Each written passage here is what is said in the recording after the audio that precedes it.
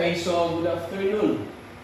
This afternoon, we will be talking about the laws or the law of cosines.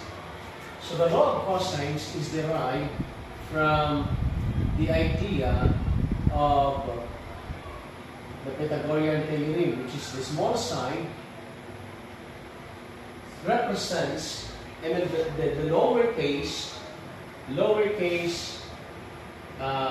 a, b, c represents the sides, while the uppercase A, B, and C represents the angle. So, the law of sines derived from the idea of c squared is equal to a squared plus b squared. Okay.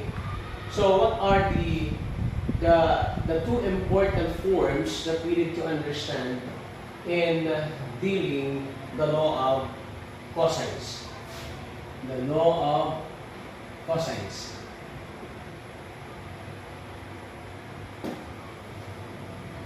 First,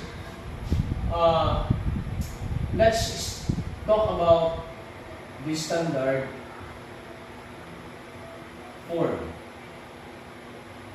The standard form is a law of cosines form wherein we can use this to find the sides of given triangle.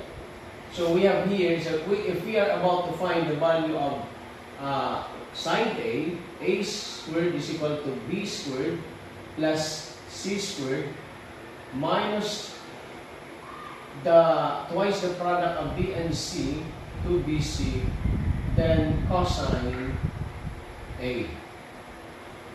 Second, if we are about to find the value of side B is equal to A squared plus C squared minus 2AC cosine B. If we are about to find the value of the side C, we have here C is equal to B squared plus C squared minus 2BC cosine C. So, these are the standard form that we can use in the law of cosine in finding the sides of the given triangle. Now, what about if we are to find the angle of the given triangle? So, in order to find the angle or angles of the triangle, we need to use the other form, and that form is called the alternative form. The alternative form is derived from the standard form. For example, if we are about to find the value of angle A, so we use this standard form to derive the cosine A. In what way? So we can say, so A squared is equal to B squared plus C squared minus 2BC cosine A.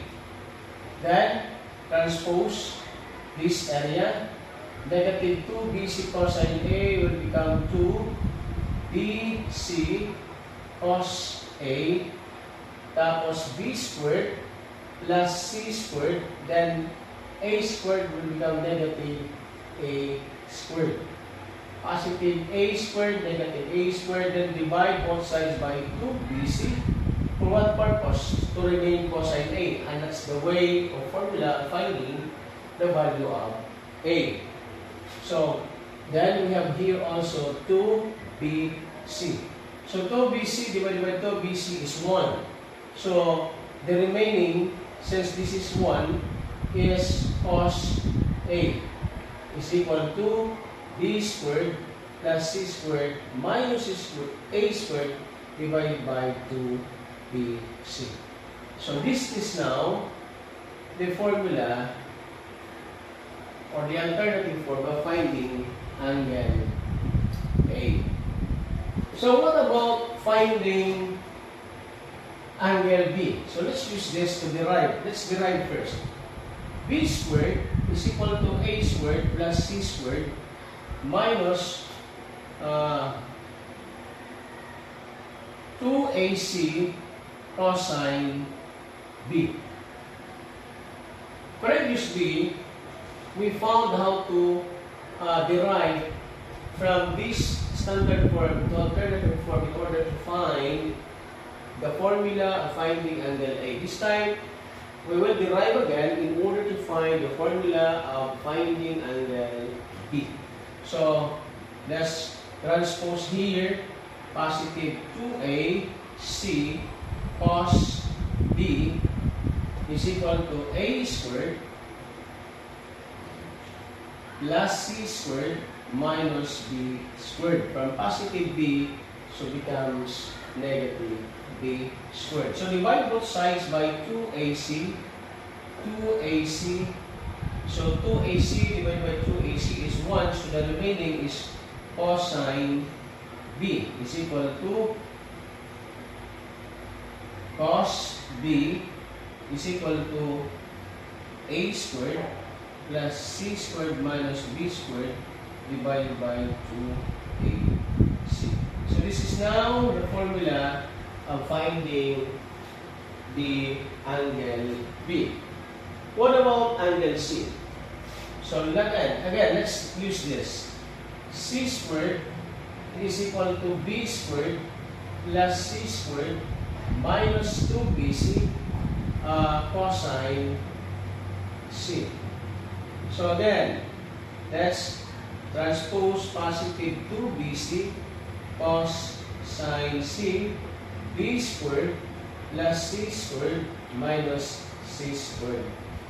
So let's divide both sides by 2BC so that cosine C will remain 2BC and 2BC. So 2BC divided by 2BC is 1, so the remaining is cosine times cosine C is cosine C is equal to B squared plus C squared minus C squared divided by 2BC. So these three formulas are very useful in finding the angles of the given triangle. So again, these three alternative forms are just taken from the standard form because the standard forms are being used to find the sides of a triangle, while the alternative form are being used to find the angle or angles of a triangle. So please like and share our YouTube channel so that you can be updated of all the videos that we have in Bensoy TV. That's all. At last,